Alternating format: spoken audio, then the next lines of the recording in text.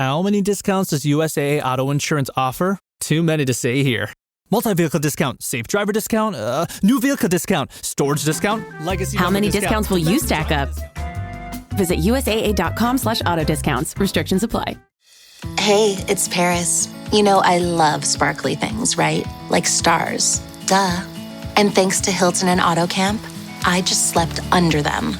Picture me, serving looks by the fire outside my luxurious Airstream, making s'mores with the kids, while a national park is our backdrop.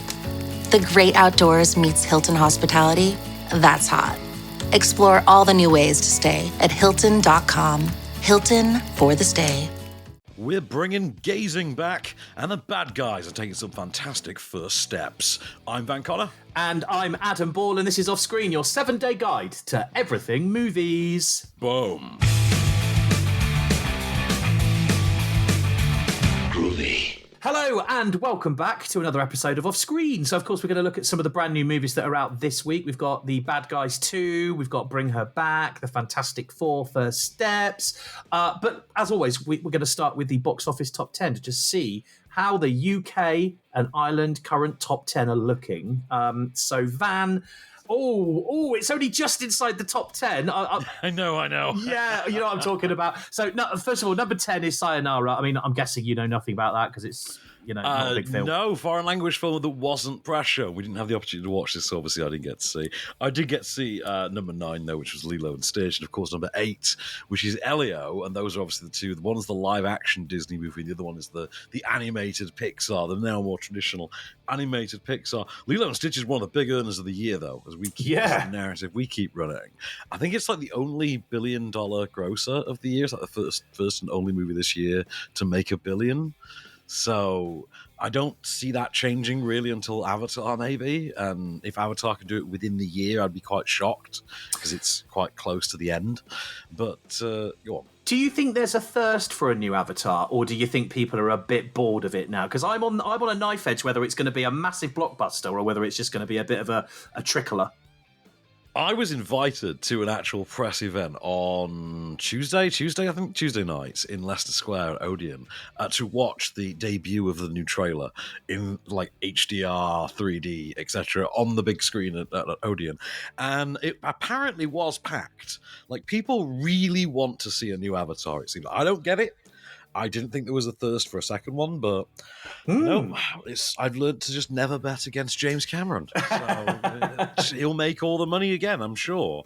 So what we got? So we got Elio was number 8. 28 years later at number 7, you saw that one, and I know you were a fan of that, which is kind of one of those nice moments where we actually get to geek out something together while it's in cinemas. Yeah. But you cheated and went 40X though. I did. I experienced it in a better way than you with 4DX, which you do need to try that out. But just be warned, you will leave with bruises in your back. But brilliant movie, and it's one of the big earners of the year so far as well. It's made over 36 million quid. Obviously, it's going to be a bigger movie here than it is, I think, internationally, because it is more of a sort of a very distinctly British franchise. But, number 2, part 2 of this is already in the can. That's out next year. Part 3 is on the way. Apparently, Cillian Murphy's back for 2 and 3. I'm looking forward to seeing more of this. I'm enthusiastic about more of the 28 universe. As indeed I was for number 6, which was How to Train Your Dragon, because I kind of knew, and I was right, that this was just going to be a straight live action, shot for shot remake of the animated one. And again, it's cleaned up for money. Like, it has been printing money, like just as you would have been able to expect that it was going to be. Yeah. I think versus Lilo and Stitch, it's still not quite there. Lilo and Stitch is in the mid-30s. Dragon is currently about £20 million. But again, internationally, this one actually has more international appeal. Like, you can sell this more in like Asia and things like that. It's just a beloved brand. Yeah. Characters. Like I say, number 2 definitely coming on there, and I reckon they'll just do a threequel as well to round it all off. May as well. Why not? I don't know anyone that's disliked it, to be fair. No, I don't either. No. Number 5 is one I was really looking forward to seeing, and then they weren't press showing it. And it's I Know What You Did Last Summer. And I know you asked me for the link for the very first one. Did you get around to watching the first one, by the way? No, I am going to watch the first one, though, before we go and see the new one. Like, just to, just to compare? Because what's the deal on this? Is it been remade, or is it just like it's a Lego sequel? By all accounts, it's a Lego sequel because you've got Jennifer Love Hewitt and Freddie Prinze Jr. returning as the characters from the original I Know What You Did Last Summer. It's about the same kind of thing happening to a new generation of kids, and then basically asking the survivors of the first one, like, how did you survive when it was your turn? Kind of a deal. Why did they give it the same name then? I don't know. It's one of those things, isn't it? They like to do sometimes. It's made just under £1 million.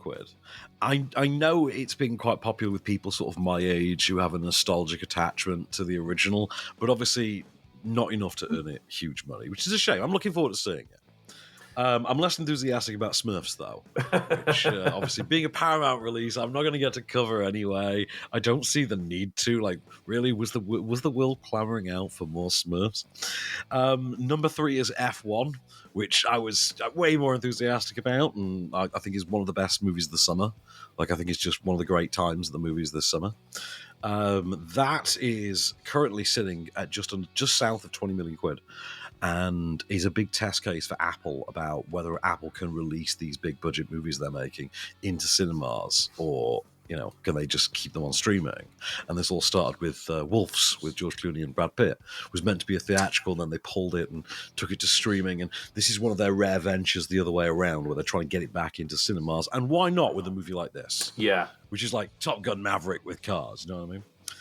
Number 2, Jurassic World Rebirth. Now out for a month. 25 million quid in the bank. It's fine.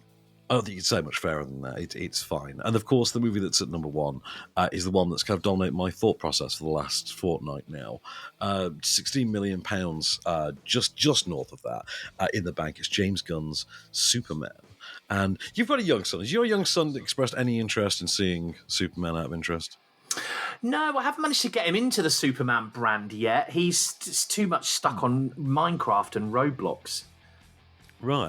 I'm interested, like, how this is resonating with kids, because it seems to have just done gangbusters with the teens and the adults. Like, it seems to have gone down really well. I'm intrigued to see if children are going to take to Superman this time. I'll tell you why I think they aren't at the moment, is because obviously kids, they have their tablets, they watch the kids' YouTube and stuff. There are no adverts on kids' YouTube for the new Superman, and I think that's where they're going wrong. No. Not that I've seen, no. Huh. Well, I mean, it's a strange thing as well. I think we've also we haven't yet seen the summer holidays kick in, and the effect that has on the summer box office. Because the family movies, the kind of family accessible movies like 12A and below, tend to just go all over the place on the box office charts as soon as the summer holidays kick in. Because all of a sudden the kids want somewhere to go. And you realise you've got, like, a group of like 30 kids in your social sphere who've never seen Superman. Like, I'll just take them, kind of thing. So we might find something like that. There is a shift. You may also find, conversely, that Lilo and Stitch suddenly rockets up the chart again. But now that's on Disney Plus. I think there's slightly, shorter odds on that one, I would say. Yeah, absolutely. All right. Well, we'll wait and see what happens. That's the box office top 10, how it looks today, right now. Let's move straight into our first movie then. And this is Gazer. I literally know nothing about this apart from it's sort of a thriller, isn't it? It's like a noir-like thriller written and directed by Ryan J. Sloan, and centers around a young woman who has a deteriorating cognitive condition. Like, it's kind of like Memento in the way that she's unable to form new memories as such. She records audio tapes to herself to sort of coach her through situations, but she's losing the ability to focus. As days go by, she becomes increasingly cognitively impaired and can retain less and less. And she finds herself getting in sort of over her head with the sort of criminal element when she tries to assist her sort of seemingly abused neighbor in escaping sort of the abusive older brother type, only for there to be an accident. She gets the blame, and all of this sees her kind of on the run from nefarious forces and the police simultaneously. Have a listen. This is a clip. This is from Gazer. If you feel yourself zoning out, rewind tape. Can I ask where you've been since last Tuesday? Focus. Am I a suspect? If you wanted to get away, where would you go? What do you see? You see people for who they really are when they think no one is watching. just you and whatever else is out there in the dark. Focus. I think whoever did this didn't even mean to do it. They panicked, trying to clean it up. If you feel yourself zoning out, rewind tape. Sounds like a fairly decent thriller to me. I mean, I quite like the premise of that. It sounds like it's got, what is it, like just a middle of the road sort of weekend thriller to go and see, or? No, it's quite a gritty urban kind of noir thriller. Like, has that feeling of like a detective fugitive kind of a story, but very alleyways, very grey, very grimy. It's great central performance from, I want to make sure I'm getting her surname right. I believe it's Ariola Mastroianni, I think her name is. Ariola Mastroianni.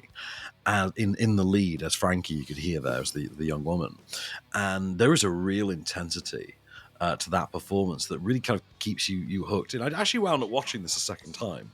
I had this on a screener link at home, and I had really enjoyed it. And I think I'd had a delivery at the flat, like at one point I'd missed a bit. I thought I'd quite like to go back and see that bit. I thought, well, I'll just watch the whole thing. And I wound up watching the movie twice. It was a really compelling sort of, just to say, noir thriller that I feel like I don't see that often anymore. You used to see a lot like this in the sort of mid to late 90s.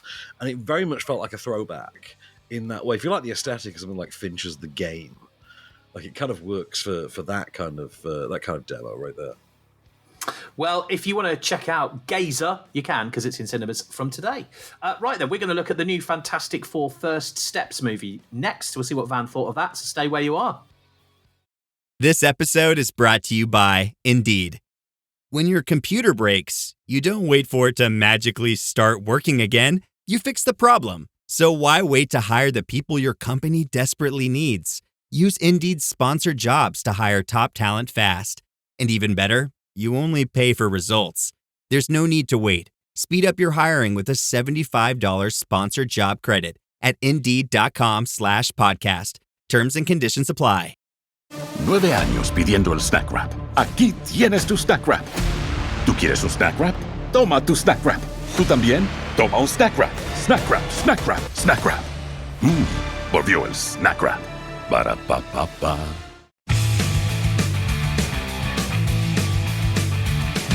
Hello and welcome back to Off Screen then. Let's dive straight in to our next movie, The Fantastic Four First Steps. So, Van, what do you think of it?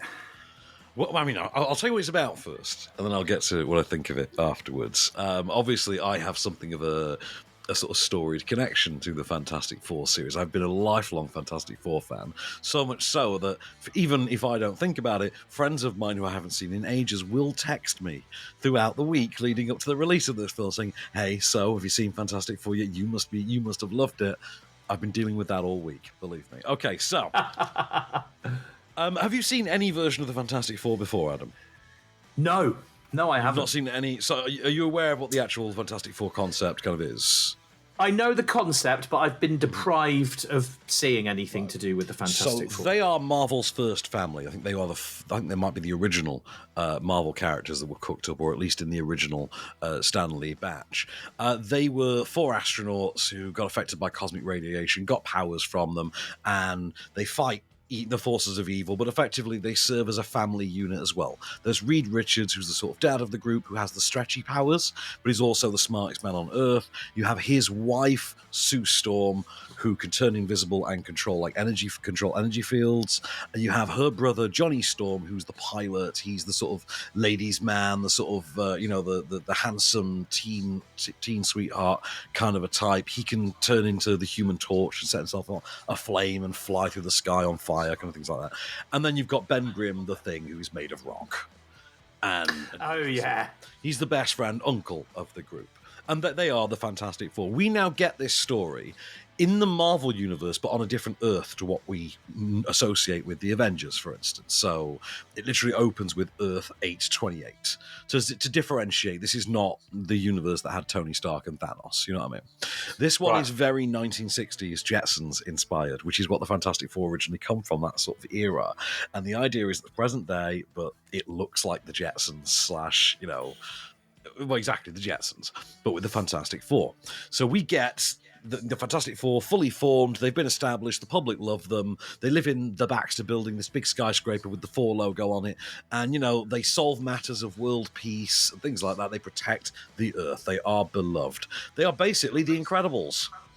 And then one day, the Silver Surfer appears in the sky, Herald of Galactus, and says to the Fantastic Four, are you the protectors of this Earth? Okay, cool. We'll get everyone ready, because Galactus is coming, and he eats planets, and your planet has been chosen to be next. And of course, they can't have that. So the Fantastic Four jump into their rocket ship, jump off into space, and set out to negotiate with Galactus before the Earth gets served up for dinner. But before all of that, there's something slightly more pressing and a little bit more on the doorstep. Have a listen to this clip. Why is that breakfast cereal on the dinner table? Why are you being weird? We're not being weird. Well, I'm doing that weird thing with your face. Oh, we don't know what you're talking about. Are you pregnant?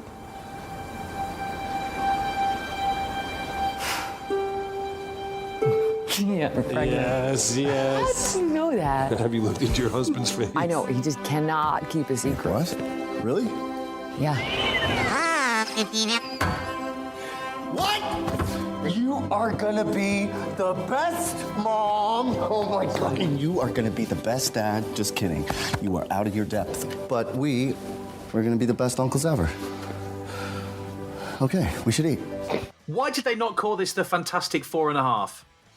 Well, actually, there's a weird thing because there was a gag later on with a number 5 as well. It's quite cute. As you can hear from the clip, what they've done with this take on the Fantastic Four is really lent into the family element of the Fantastic Four. The idea that they are referred to as Marvel's first family. And the reasoning for that is kind of evident and clear if you've ever read the books or if you just hear that clip or watch this film. This film is inarguably, effortlessly the best attempt anyone has ever had at making a Fantastic Four movie. Like, hands down, it's far and away the best. It's the only one that you can say is an outright good film.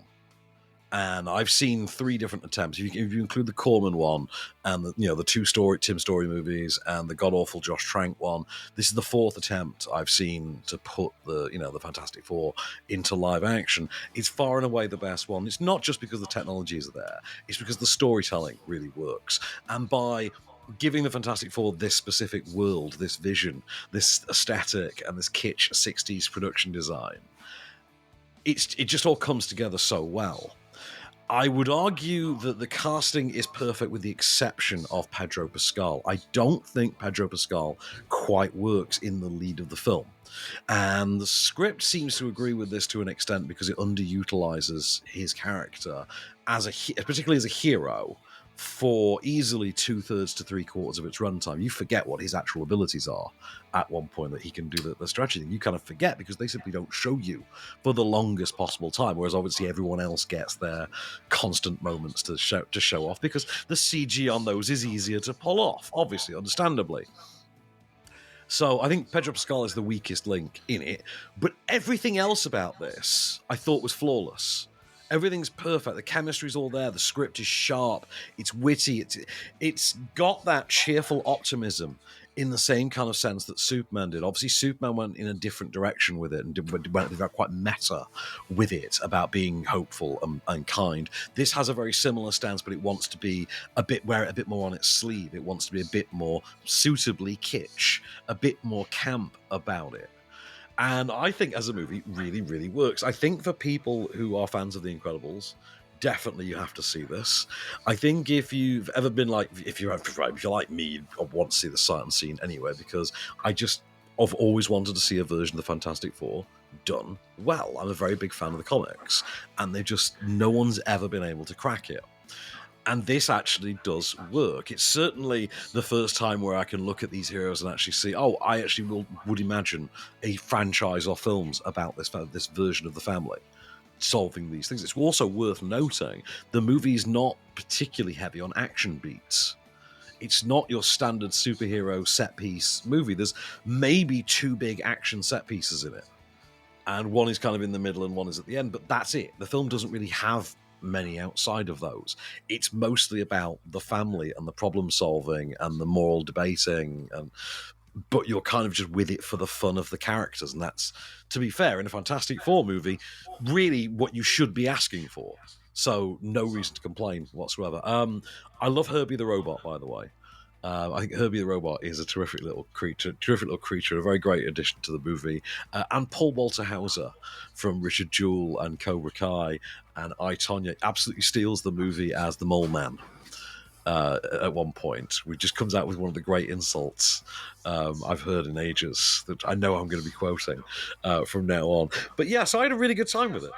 I will say, and great score as well by, I think it's a Giacchino score. So great, kind of very uplifting 60s kind of from the earth to the moon kind of a score going for it. But I love the aesthetic of it and the 60s swagger and the design. I think it's such a cool movie. It's not Superman level good.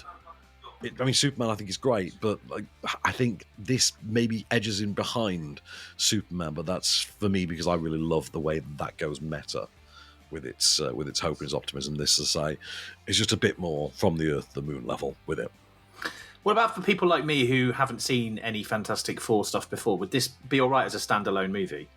Oh, absolutely, yeah. Like I say, they arrive fully formed on the screen, but you might have seen it in one or two of the trailers. There's Mark Gatiss as the game show host, as the sort of Ed Sullivan-like TV host, who says, "Oh, our next guests need no introduction, except I'll do it anyway," and he kind of tells you who they are.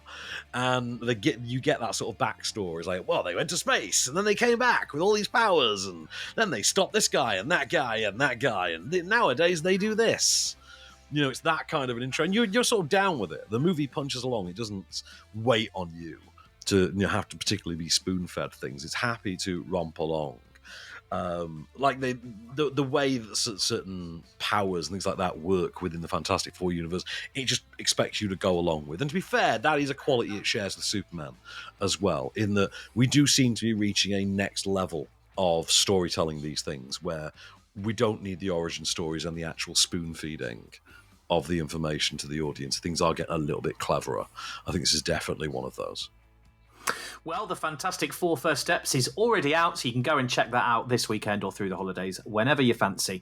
Right, still to come then, we are going to look at The Bad Guys 2 in just a bit. We've got Bring Her Back next, and also movies that are on Freeview this week, so you can watch them from the comfort of your own home. We'll see what we've got next.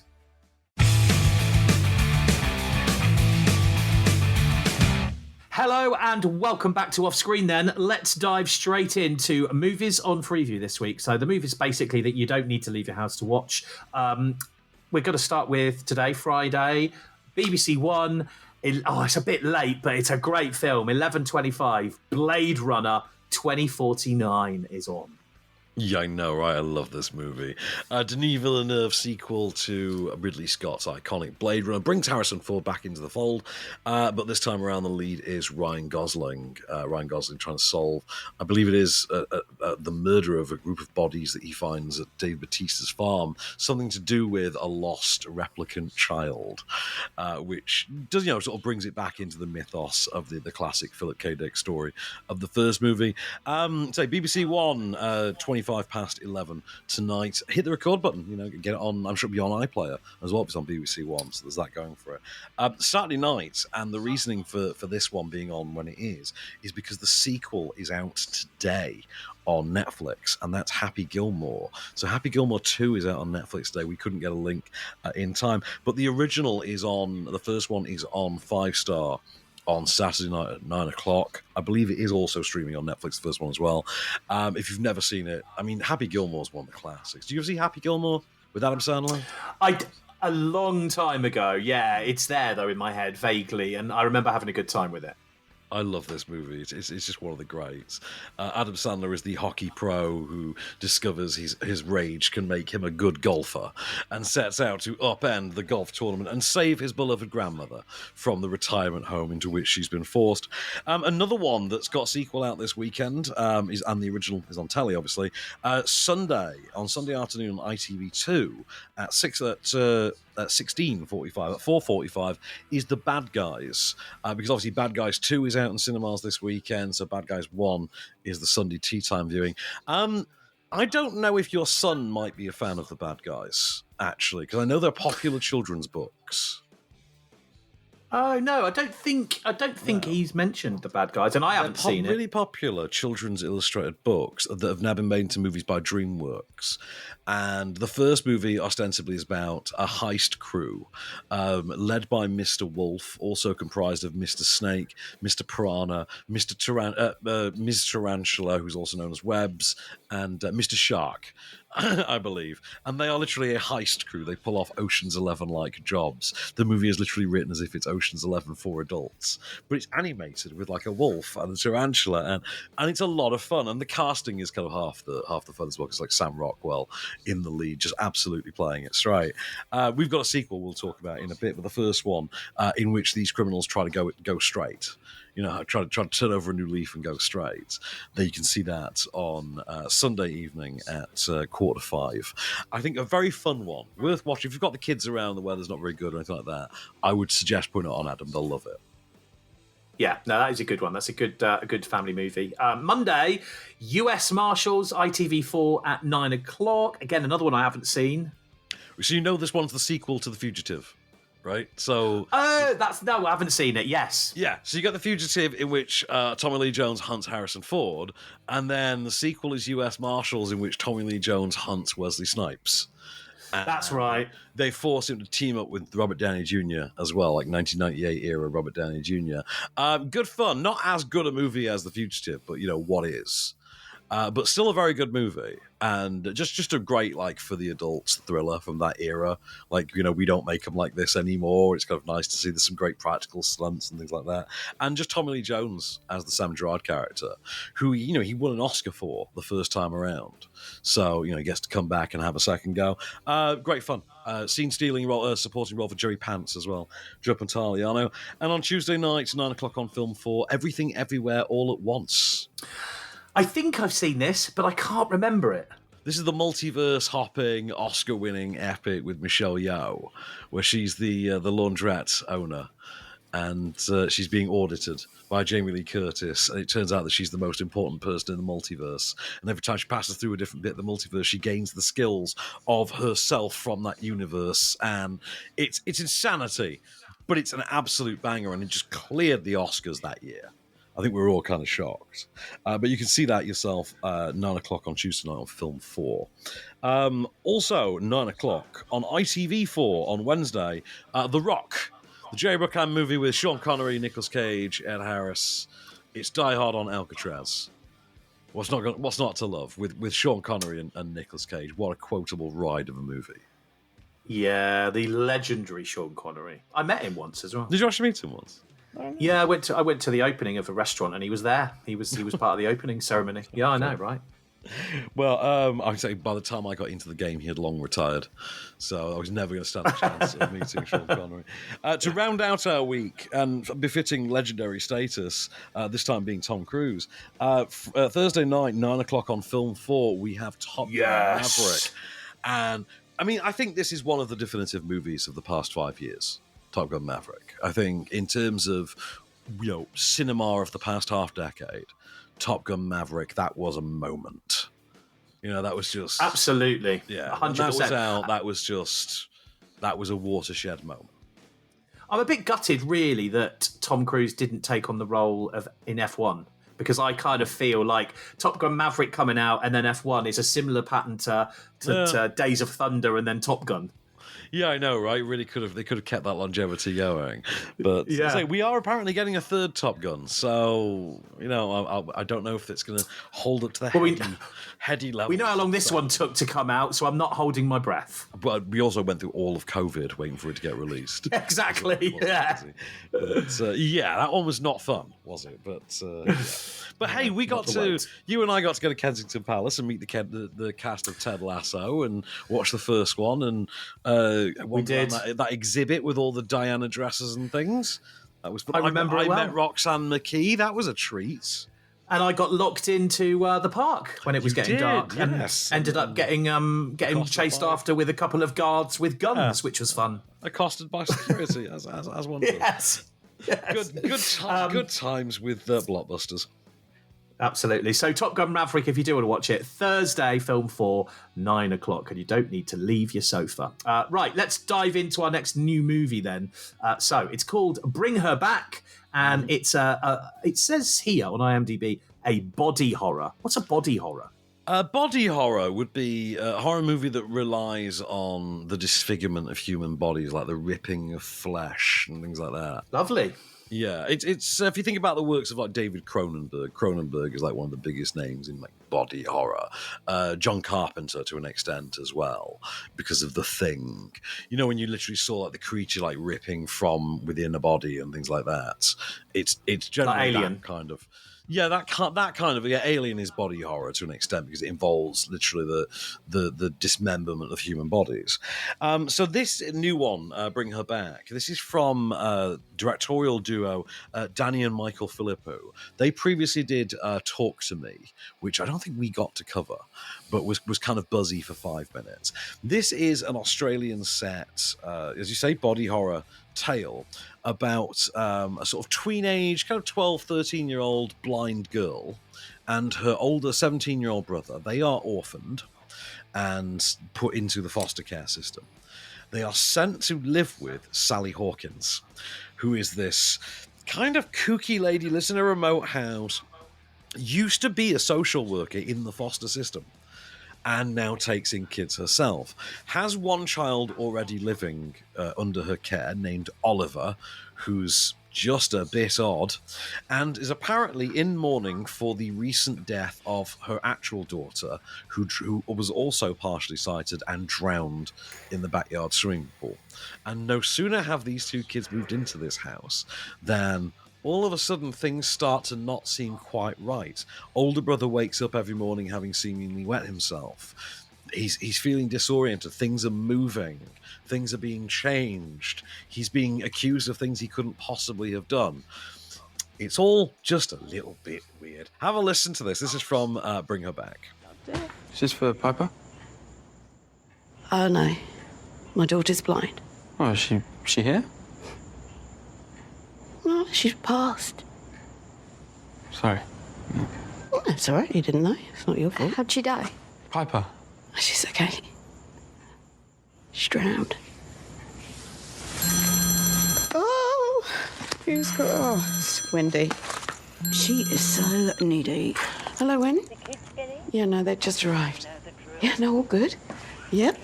Make yourselves hello. Wendy says hi. Hi, Wendy. Yeah? Okay.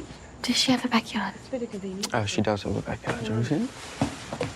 What would you say about the way this was shot? Because I've been watching the trailer sort of in the background, and there's some interesting shots that they've used. I mean, from what I just saw, like, there's some camcorder shots and stuff. It's a really good-looking movie, actually. I was quite taken by this. I mean, I was taken by it on the whole. I think Sally Hawkins is wonderfully twisted because they're not really making much in the way of bones about her being up to something. It's just kind of like eventually discovering what. And she plays it wonderfully. It's quite a menacing performance, but at the same time, it's still playing on the natural likability of Sally Hawkins. It is quite a nasty film. There are several points in it which I found very unsettling. I felt very unsettled. There's a moment involving a kitchen knife that just really went through me, pun intended. Like just really went. I felt like I very rarely feel that queasy in a horror movie, and that moment. I was going to say you love horror movies normally. I love horror movies, but that moment got me. That was hard. It went really hard. Aesthetically, to say though, it's got a very unique look to it. There's a very particular way in which it's been framed and started. And it creates a movement to it and a flow that kind of adds to just that unsettling feeling, that unsettling ambience that the film wants you to be in anyway. And I think just adds to how effective the film is. I really liked this. And it's like when it eventually came out, what the crack was, when it reached that inflection point, it had to tell you. I would be honest, I went, yeah, okay, you know what? You're pulling that off. I'm all for it when it's as far-fetched as possible and they have to then pull it off, and this is one of those. I thought this was really well done. I was a big fan. I would like to see this again, and I think I will one of these days. Another good movie this week then. Bring Her Back in cinemas from today if you want to go and see it. All right, we have got one movie left to talk about. It looks a lot of fun. It's called The Bad Guys 2, and we'll see what Van thought of it next. Got some good news for your ears. More of that good stuff is coming up. And even better news for your hair. The best hair care is at Sephora. They've got all kinds of products for every kind of hair. From brands like Amika, Kerastase, Day, and K18. You knew where to get great audio. Now, you know where to get great hair care too. Sephora, good news for great hair. Shop hair care now at Sephora.com. With a major selection of the looks your kiddos love starting at just $4 in the Walmart app, a new school year means a stylish new them. Who knew? Find skater skirts and Crocs that say, I'm casual but cool. Sparkly sneakers that say, it's my classroom, you're just learning in it. And preppy polos that say, I'm the teacher's pet, even if they're mommy's menace at home. Find their favorite styles starting at just $4 in the app. The Walmart you thought you knew is now new. Hello and welcome back for one last ride on this week's Off Screen. We're going to dive straight into our last movie, which looks a lot of fun. It's called The Bad Guys 2. I haven't seen The Bad Guys 1, so I have no idea where this is coming from, but looking at the graphics and sort of a bit of the trailer, it does look like a lot of fun. Yeah, the animation style on this is really, really fun, actually, because it combines different sort of elements. There's a great use of classical anime framing that it uses as a sort of callback gimmick every now and again. I'm quite a fan of it on an animation level. But say, based on the novels of the same name, this is the second in the series. The first one, as we said, is on Freeview this weekend. And this season, the entire cast of the first one returning. So of the main crew, you've got Sam Rockwell as Mr. Wolf, Mark Maron as Mr. Snake, Craig Robinson is Mr. Shark, Awkwafina is Mr. Tarantula or Webbs, and then you've got Anthony Ramos as Mr. Piranha. And they are effectively known as the bad guys, even though they've now gone good.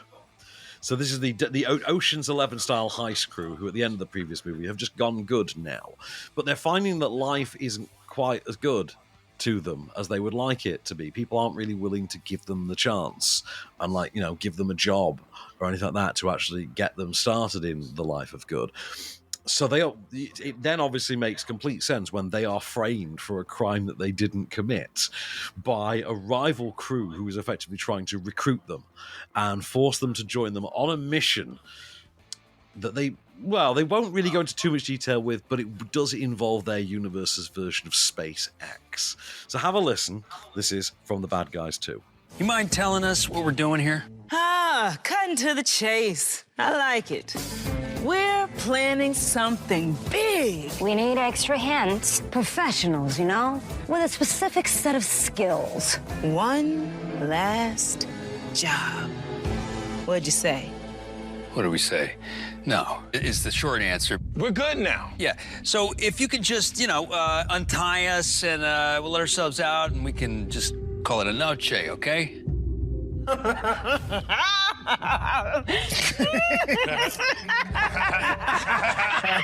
They sound like the hyenas out of The Lion King, don't they, there? I love it. Yeah, I mean, you get some big names added to the mix there. So you could hear Danielle Brooks as the big bad kitty cat. There's also Maria Bakalova in there in the mix as well, alongside one of my favorites, Natasha Lyonne, as well, who voices Doom.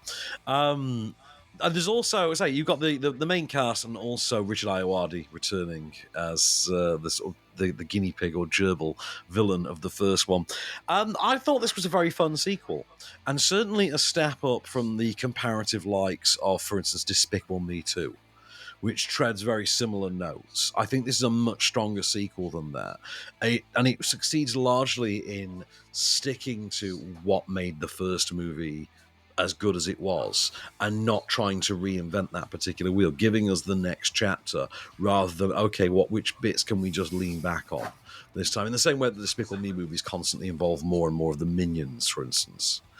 And, until the Minions become the series and more. This does not quite pull that trick. This actually does, the more respectable route of saying, let's just keep going through this world and this story. And I quite liked it. The stuff in particular with Snake and a love interest that I thought was quite fun and charming and zippy. I like the relationships between the characters this time around. The style of animation I still find quite winning and engaging, and the story is still quite funny. If I have a complaint, it's maybe that the ending feels a bit bolted on, and I understand it's probably something to do with the fact that there are several books, and I presume that necessitates a need to make more of these. But, you know, outside of that, which I don't think makes sense as a film in its own right, I do think it's an excellent sequel and a very good family-friendly, kind of crowd-pleasing summer blockbuster, in its animated blockbuster, in its own right. So 2 thumbs up from me, to be honest. And good timing as well to release it right now, just at the start of the summer holidays. I mean, tactful, very tactful. Tactful, like yes, tactful indeed, sir. Bad Guys 2, if you want to go and check it out, it's in cinemas from today. All right, movie of the week. This one's going to be harder for me to predict because actually you've liked most of them, if not all of them. I'm going to say Bring Her Back. I think Bring Her Back is the best movie out this week, to be really honest. Although I do want to stress what a good time The Fantastic Four is. I saw that in IMAX. I highly recommend seeing it on something similar, just for the size of the screen when Galactus is on. But but I do recommend Bring Her Back as my big pick of the week, definitely. All right, let's dive quickly into next week, what we've got to look forward to. I don't think I've heard of any of these, actually. So Young Hearts we're going to look at next week. Yeah, Young Hearts, I think, is a sort of gay coming-of-age drama. There's that one next week. We've also got The Kingdom, which is, I think, a crime thriller about a young woman and her father. We've got the sequel. Well, this is not for next week, by the way. This is for the week after. But yeah, the week after next. For our next episode, we've got these two. We've also got Freakier Friday, which is obviously the sequel to the Jamie Lee Curtis, Lindsay Lohan Freaky Friday, and the much anticipated Zach Cregger movie Weapons. Zach Cregger gave us Barbarian a couple of years ago, which I was a huge fan of with Justin Long. That one was like Psycho with an Airbnb, in a sense. Like Psycho meets The Hills Have Eyes in an Airbnb. Alexander Skarsgård was in it. Who's the other one? Not Alexander Skarsgård. One of the Skarsgårds. The one from It was in there. But yeah, so his new one, Weapons, is out in time for our next episode. It's out on August 8th. So we will return on August 8th with all of those anyway. Yeah, that is all we have time for this week on Off Screen. As Van says, we'll be back in a couple of weeks. Until then, I've been Adam Ball. I've been Van Connor, and we shall return.